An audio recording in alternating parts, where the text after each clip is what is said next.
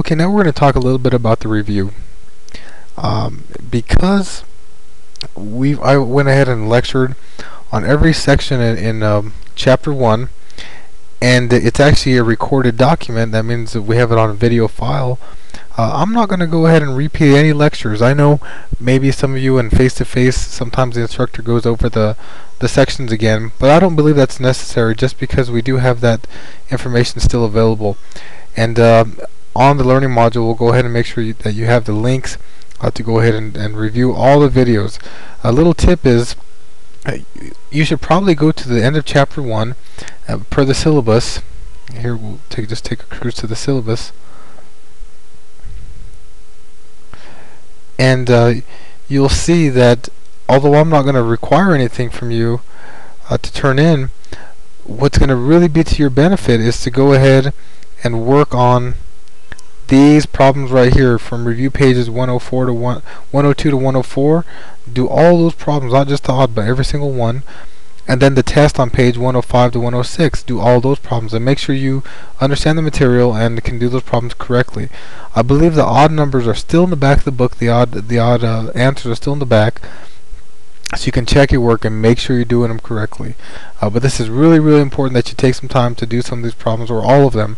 That way you can assess how you're doing. After you've done these problems, circle the ones that you miss and find out what section those are from. And then what you do is you go ahead and you find the video for that section that you're struggling with and see if it helps you, and do more homework problems from that section.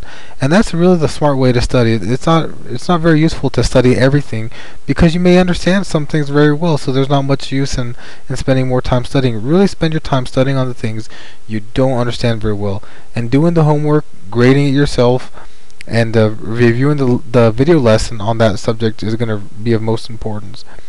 So just to walk through, this is just going to be a really quick type of discussion. Section 1, we don't worry about the backup plan, but we worked with variables and mathematical models. And then in Section 2, we worked on fractions and algebra, learning how to multiply and add, or revisiting some of those things. We'll learn some basic rules of algebra. Talked about addition of real numbers using negative and addition, how those things work, and different properties. We talked about subtraction of real numbers. We've got to make sure and use a number line if we're not unsure. Multiplication and division of real numbers, of course, and then this week we talked about exponents and orders of operation. So again, feel free to revisit past videos as well as discussions. There's some good discussions and good postings from students that might be able to help you out.